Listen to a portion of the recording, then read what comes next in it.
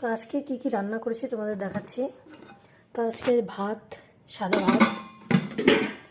তো সাদা ভাতের সাথে হচ্ছে ডাল, মসুরের ডাল পেঁয়াজ দিয়ে, তার সাথে ঝুরি ঝুরি আলু ভাজা, যেটা আমার বরের খুব প্রিয়।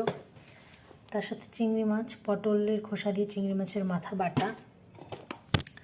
তার সাথে হচ্ছে এদিকে আরও 3 রকমের ভাজা। তারপরে রয়েছে চাটনি। তারপরে করেছি এই যে কাঁঠাল চিংড়ি, যেটা এখনও খাওয়া হয়নি।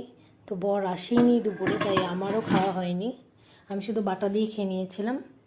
আর এদিকে রয়েছে ক্ষীর, মানে চাল ক্ষীর, যেটা আমি ফ্রিজে রেখেছিলাম। এই দেখো জলও পড়ছে, দেখো। তো এই ছিল আজকে আমাদের রেসিপি। তো টুকটাক আমি যতটুকু পেরেছি করেছি, কিন্তু এখনও খাওয়া হয়নি। তো করেছি দুপুরবেলা, দুপুরে